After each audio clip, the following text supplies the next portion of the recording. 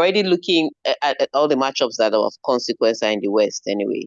That Eastern Conference a little boring till we get to the semifinals. But the Western Conference, there's the Denver Nuggets taking on the LA Clippers.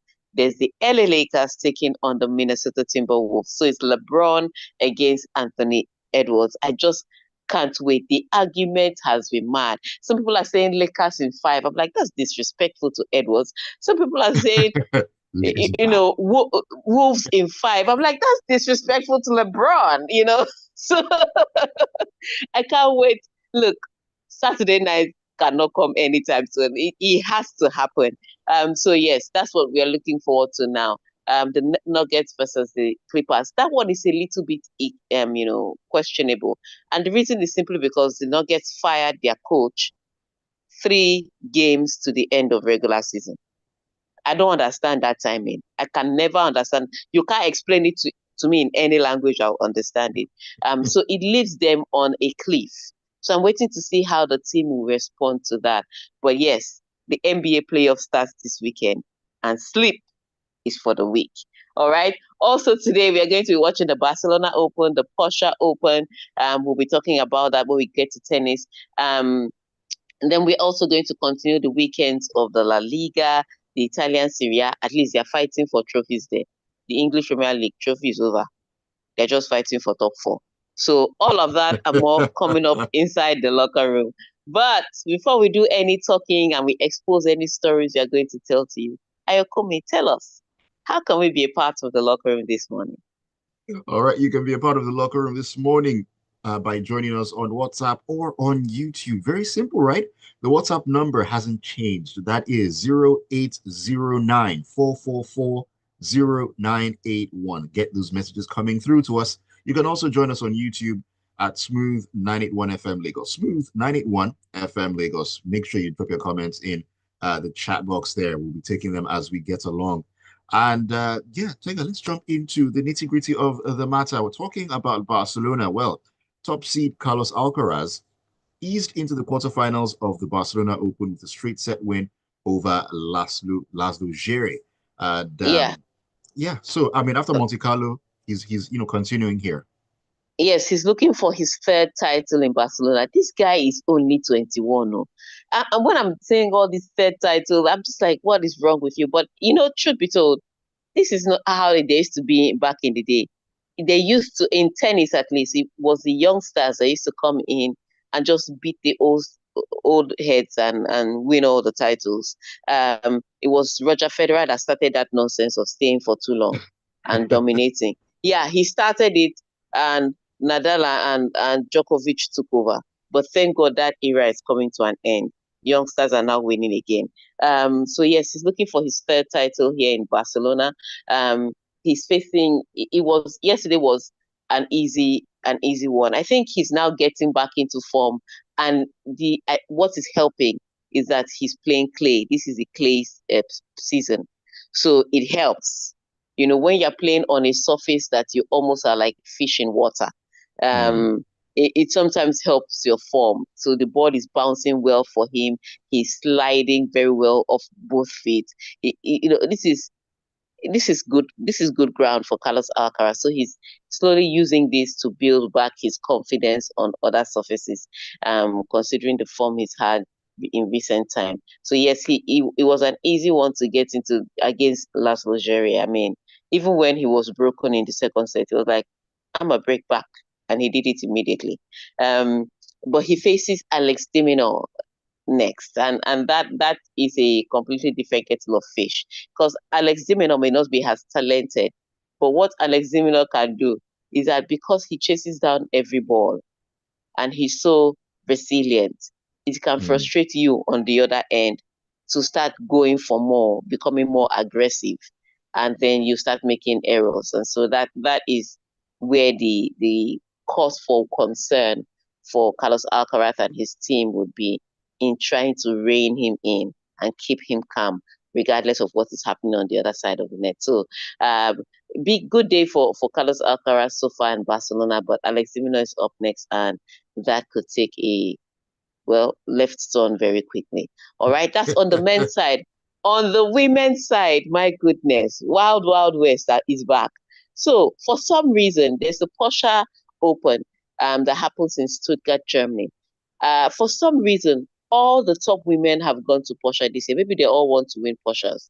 Iga Swiatek has had one back to back.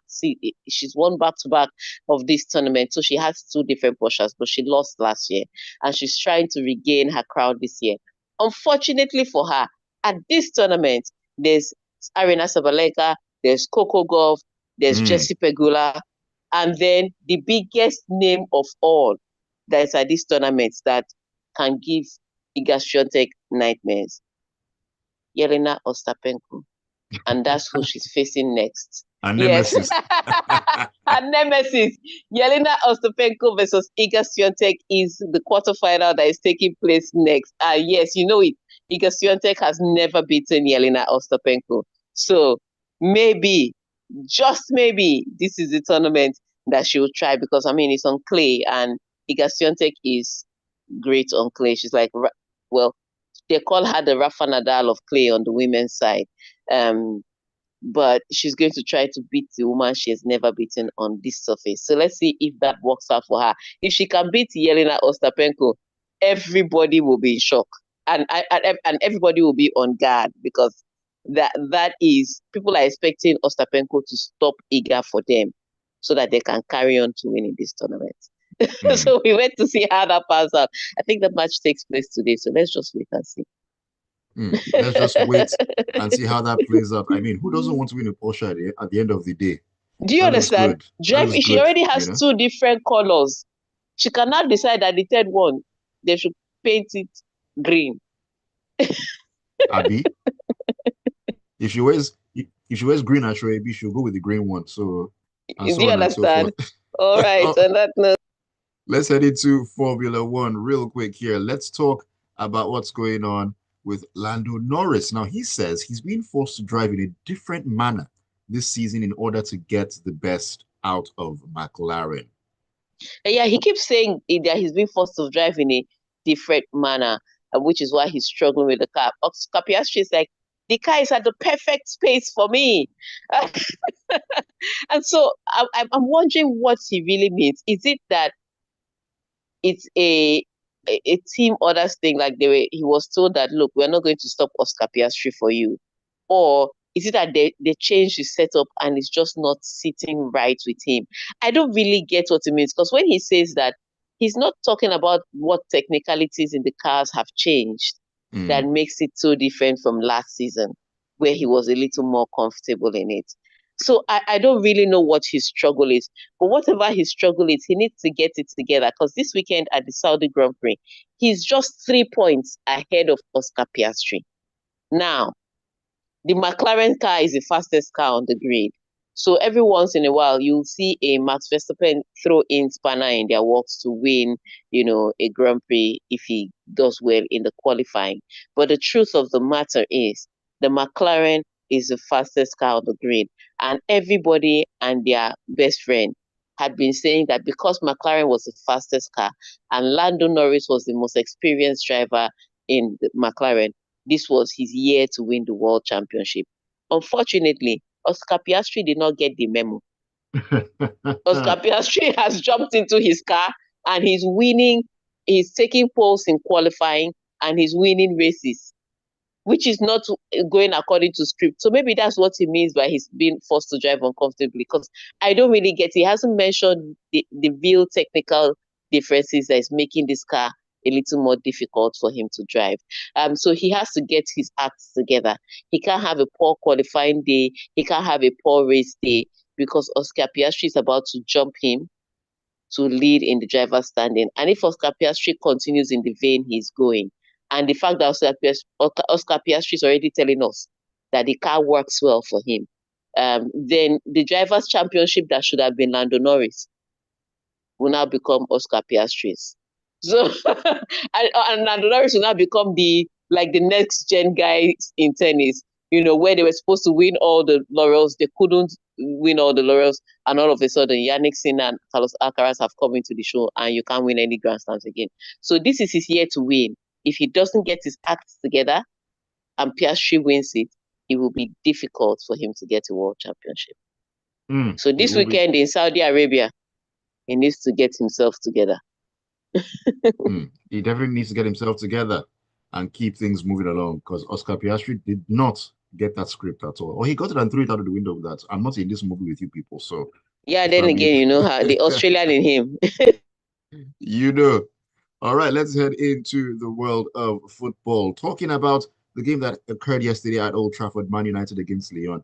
Real Madrid prepared the remontada, but Man United actually did the execution of it as they produced an astonishing comeback to beat Lyon 5-4 in extra time on Thursday and reached the Europa League semifinals with a 7-6 aggregate victory in their last eight tie.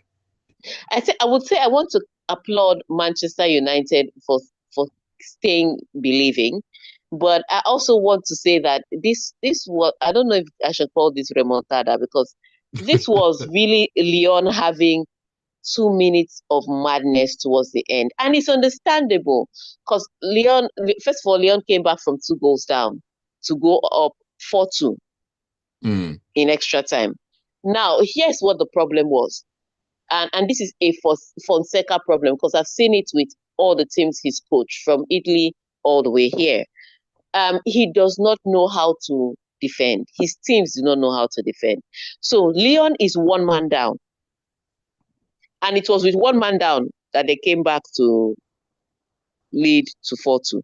So first of all, Manchester United should be ashamed. They shouldn't be celebrating anything. If 10 men can come and score 2 goals to lead. But I think it was that fact that when Manchester United scored the third goal, that Lyon lost their heads. They became really nervous. They became jittery, and they were making mistakes. Yes, you are one man down, and yes, you can't defend for the remaining 15 minutes, but you can block holes, you can pick up plays, and you don't rush to clear the ball out into a Manchester United foot. And that's what Lyon did. They lost their heads. So Manchester United scored their Manchester United's fourth and fifth goal was in about less than a minute, or maybe a Yeah, minute. On seconds. So that wasn't a tactical pressure move by Manchester United. It was a falling apart by the Lyon defense. And so whilst I want to applaud Manchester United, I'm like, Lyon was one man down and they had the brain fart. I So agree. it's not as much that Manchester United overcame, is that when the opportunity was presented to them, they took it. So yes, Manchester United fans were celebrating and hugging each other, and I was just like, "My friend, will you move with this your team?" Well, but Tega, but I like a it. win is a I win at like the end it. of the day. A win is a win is a win, and to overcome at home is a win. If you're like that little boy, did you see that little boy in the crowd? That I little did. boy went through the 5 different phases of excitement. In what, and like 1 minute, I saw him crying. I was like, why did his father bring him here? At, Then the at next his minute, at his young age, at his young age, he already knows what breakfast is. At his young age. The good news is that it ended in joy for him. And also for Manchester United fans, the good news is that Kobe Meno was back. And he came back in the best way possible with a yes, goal. indeed. Yes, indeed. Yes, indeed. My own takeaway at the end of the day is just a one-liner. That game had no business going to extra time. Simple No, as no, that. no. No business. The minute they went 2 goals up, Gamacho, that Gamacho chance, we need to Ah, flog him. Because if they had gone hmm, 3 goals up, I don't think Lyon would have had the fight that they had. Maybe they would have tried small shakara, there would be 3-1. But when you lose a chance like that, see goalkeeper. No, it's not even goalkeeper, see goalpost. And he like couldn't bury it. these are the issues that we have. You do Anyway, you know what? one good We've thing been and then talking too 50 much. terrible things. Yes, we're talking too much. Let's open the phone lines when we come back. When we come back, I'm sorry, let's take some messages when we come back. When we come back, we want to hear from you what your thoughts are on Manchester United in that match. Yes, they won, but what are your honest thoughts about the Manchester United team? When we come back from this break, Ayokunmi will tell you how to send those messages in. Keep it tuned. Well, don't mind this stupid Manchester United. I was like, what is wrong But funnily enough, that was the first United game I probably watched in a couple of weeks. I didn't watch the end. I think I watched it up until 2-2 or something. I'm like, whoa, I'm not doing it again. I'm tired. Let me enter bed. Omo, Got the press Omo. phone. You know what? You know what pained me? They were when I saw Lyon score those two goals, I was like, they was going to get carried away because they scored the two goals in the first half of the extra time. I was like, this is a French team. I know how they are. After a while, they'll get carried away. But I really wanted them to win because with one man down, playing with one man down for so long, You know, I'm coming back to be leading by 4 goals to 2.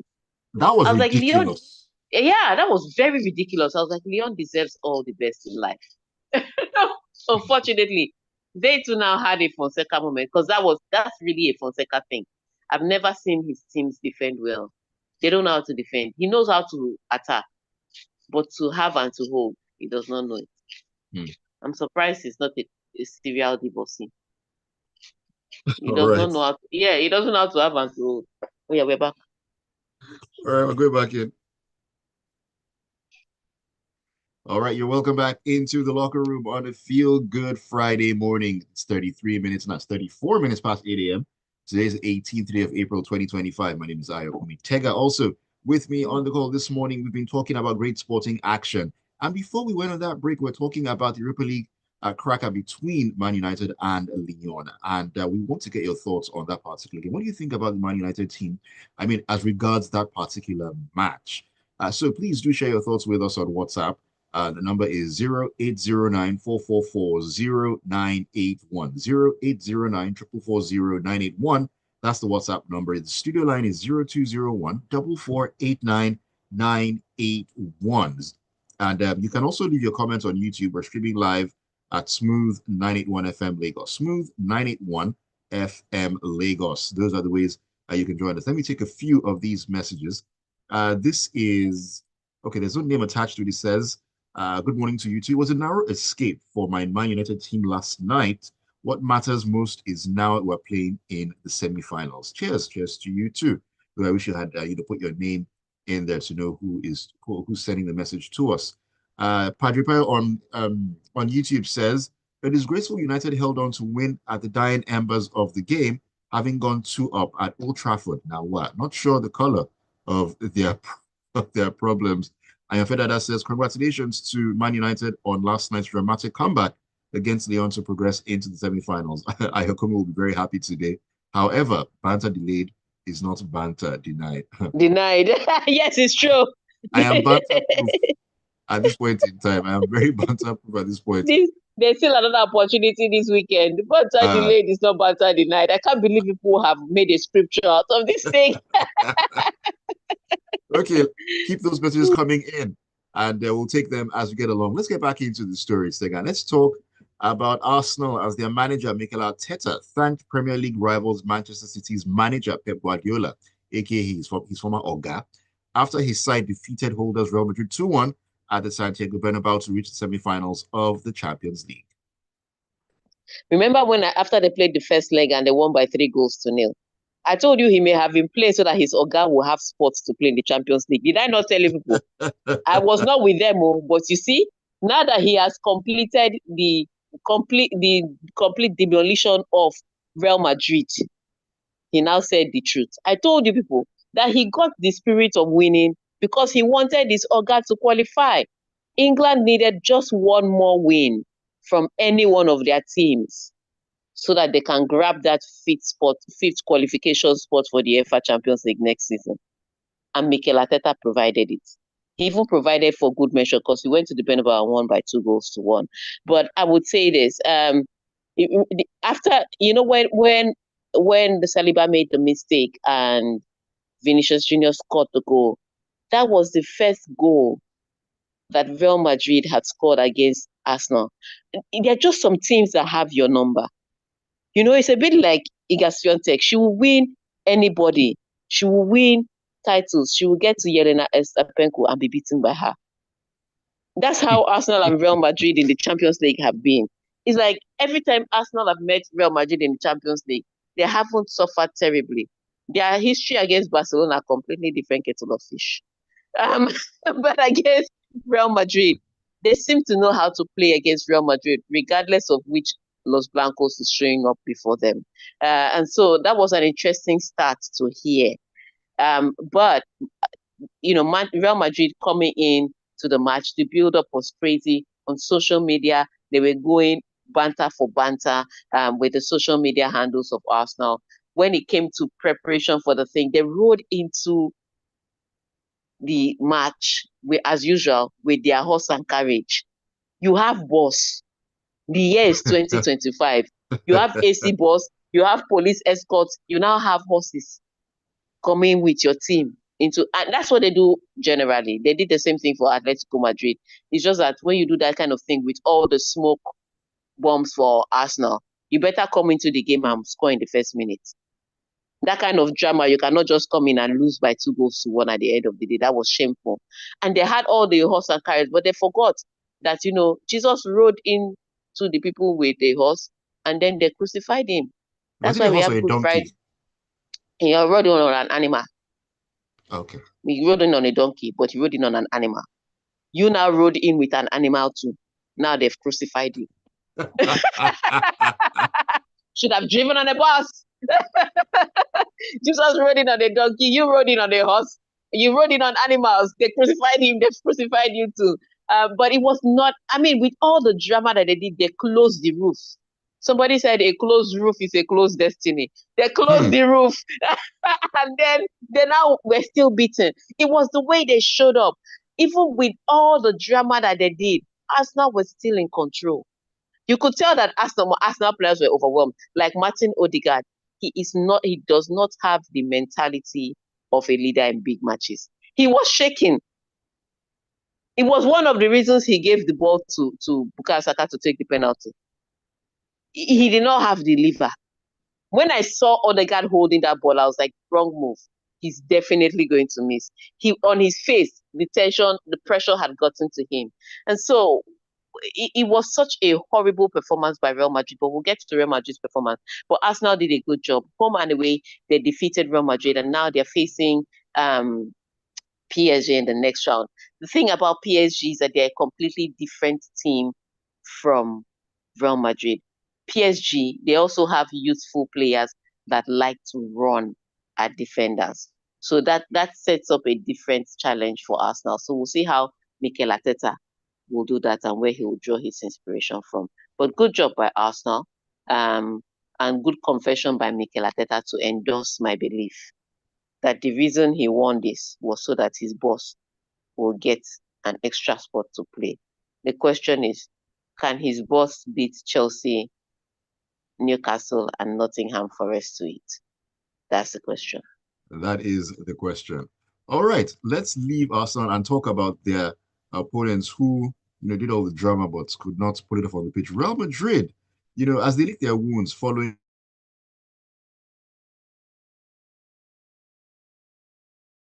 that humbling quarterfinal exit, La Liga leaders, Barcelona. Real might finish this season without a trophy, Tega. Yeah, muted, Tega. Hold on, the season is not over. I don't like the way you're behaving. I said they might. The season is not over. Don't be saying might. The might is not. Might is not. You don't say that, and that's why this weekend is important. Because this weekend, Real Madrid is going to play on Sunday, which is unfortunate because they play after Barcelona. Barcelona plays on Saturday against Celta Vigo, and they may open a gap. Sorry, before Real Madrid play against Athletic Club on Sunday. So they may open a 7-point gap before Real Madrid play against Athletic Club on Sunday. But Barcelona could also drop points and make Real Madrid excited to close the gap when they face Athletic Club. But the important thing is that Real Madrid have to find a way. The good news for Real Madrid is that they play on Sunday, so they've had extra rest days. They have no other competition to look forward to, and they have to redeem their image. And they're playing against an Athletic Club that played last night. So recovery time may determine how this game turns out. So even if Real Madrid were going to win the game on another normal day, they have the extra fuel in the tank as opposed to Athletic Club who have not enough recovery time and they've qualified for the next round of the Europa. So they're still in multiple competitions and that may cause some distraction. But Real Madrid have to get back into it. Their only ambition now is to chase down Barcelona and hope that Barcelona drop points. And sometimes you may be running well until something starts chasing you. So let's see how they can put on pressure on Barcelona and find a way to win a trophy. There's also reports that Ancelotti may be leaving the club this season. So that instability in Real Madrid's locker room can cause them to fall off for the rest of the season. Again, too many things happening at the same time for Real Madrid, but how they react on Sunday will give us an indication to their mentality. That's right. All right, let's quickly talk about Inter because the games are coming thick and fast for the Serie A leaders. And after reaching the Champions League semi-finals in midweek, they face a tricky away test at fifth place Bologna on Sunday as they continue their title defense and treble hunt as well. Tega, let's run through this one. Okay, let's run through this one. So Napoli is playing against Monza a day earlier. Inter Milan is now playing against Bologna, who are fifth place on the table, and Bologna have been known to take results of them. In January, they took 2 points of them. So Bologna can actually set the cats among the pigeons for Inter Milan. So yes, recovery time is also key because Inter Milan also played on Wednesday, and now they get to play on Saturday, and they're competing on all fronts because the intensity on Wednesday was a lot. That match finished 2-2 in favor, and they ended up going through an aggregate. But they're going to play against Bologna with another club that has great intensity. So let's see how it works out for them. It will be about how they can recover. It will be about how much they still have left in tank. The important thing to note is that they should play for the result. It doesn't have to be pretty. It just has to be effective. It doesn't have to be, it just has to be effective. All right, let me take your messages, the ones that have coming at this point in time. AY Inoniru says, Arsenal really did the unthinkable and defeated Real Madrid, both at home and away at the Bernabeu. I must say what a pleasant experience it was. Kudos to Arteta for that. He set up his team so well to get the job done. I also heard that Pep gave him some tips, though. I mean, Organa Apprentice. It is what it is at the end of the day. Tayo says, I'm telling you, they talk to each other all the time. Real Madrid covered their stadium and went from Hala Madrid to Haba Madrid with Ramota football. Carvajal, for a captain, was not wise engaging Saka like he did. Will the real remontada in Man United please stand up? Ayo denying the greatness of Man United at their worst is like Peter denying Jesus. Now it's shining bright like a diamond. I've taken your slot. Everybody is using Easter to preach a message this day. Oh my goodness. All right, this is Ifedayo. Ifedayo says, good morning to you, Ifedayo. Man United can simply be called draw soup for their form this season. That's why it's so difficult for them to win games. Yeah, we don't tire. And Kosin says, Real Madrid was more about content creation instead of football. We cooked them, and I'm glad and proud of the boys. On YouTube, let me see here. Abiodun Obicheson says, well, Real Madrid failed to remontada. Man United stood it last night and left Vinicius stranded with Anti-Ramota at the bus stop. But there was enough rice for them in both legs. Nothing spoiled.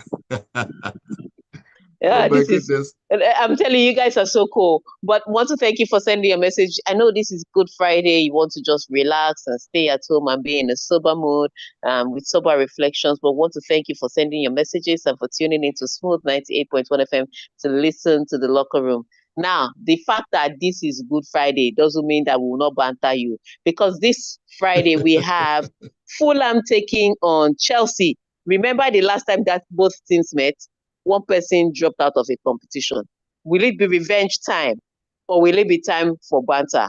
Pray that your team is not fodder for banter. On that note, have a fantastic holiday, and we'll see you back on Monday. All right. Thank you so much, Tega. Have a fantastic holiday and a great weekend as well. And thank you for being a part of the locker room as you always are. Keep it tuned to the Smooth Breakfast. The fun and never stops. It continues. There's more great Feel Good Friday music lined up to make sure that you get your Good Friday started on an absolutely amazing note.